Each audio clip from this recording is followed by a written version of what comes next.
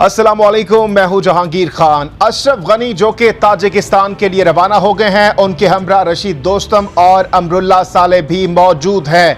अशरफ गनी जो कि कई अरसे से यही कह रहे थे कि मैं इस्तीफा नहीं दूंगा, मैं सरेंडर नहीं करूंगा। आखिर क्या हुआ आज कि उन्होंने सरेंडर भी कर दिया और वो अफगानिस्तान छोड़कर ताजिकिस्तान के लिए रवाना हो गए।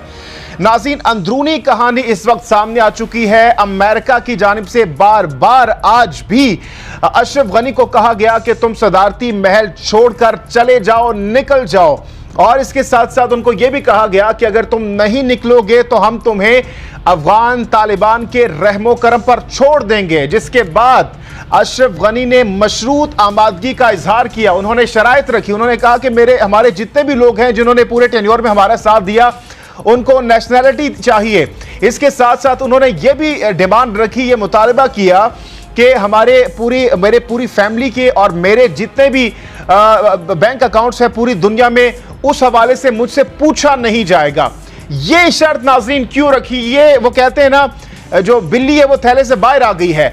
नाज़रीन, चूंकि अमेरिका की जानिब से बहुत बड़ी तादाद में अरबों डॉलर जो थे वो अशरफ गनी की हुकूमत को दिए गए थे, इसलिए कि आपने ये पैसा अफगान फौज पर लगाना है, अफगान तालिबान के खिलाफ लड़ने के लिए लगाना है। लेकिन 50% से ज्यादा नाज़रीन बताया जाता है कि अशरफ गनी ने अपने और अपने फैमिली के लिए चोरी किया इस तमाम तर पैसे को और मुख्तलिफ ममालिक में जायदादें बनाई। इसलिए आज उन्होंने शर्त सबसे पहले रखी कि भाई मेरे जितने भी बैंक अकाउंट्स हैं पूरी दुनिया में, उस हवाले से मुझसे पूछा नहीं जाएगा।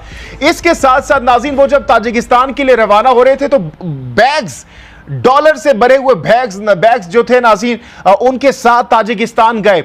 अब सवाल यह पैदा होता है कि अमेरिका ने क्यों आखिर ये शराइत मंजूर की, मानी?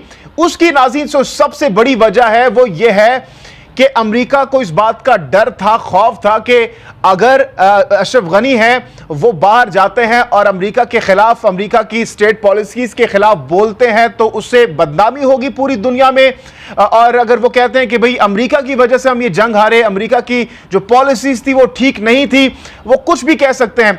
तो इसलिए उस बदनामी से बचने के लिए नाज़रीन अमेरिका की जानिब से उनकी ये जो डिमांड्स थी, ये जो मुतालिबात थे, उसको माना गया। और इस तमाम तर सूरत में नाज़रीन पाकिस्तान की अगर बात की जाए, पाकिस्तान को जितना ज्यादा क्रेडिट दिया जाए वो कम होगा। पाकिस्तान की जानिब से जो किरदार अदा किया गया अमन के लिए, और पाकिस्तान का एक ही बयानिया है कि पाकिस्तान अफगानिस्तान में अमन चाहता है। अगर अफगानिस्तान में अमन होगा तो पूरे खित्ते में अमन होगा, और पाकिस्तान अफगानिस्तान के अवाम की बेहतरी के लिए यह सब कुछ कर रहा है। और अब पाकिस्तान यही चाहता है कि अगर अफगानिस्तान के अवाम जो चाहते हैं उन्हीं की हुकूमत होगी।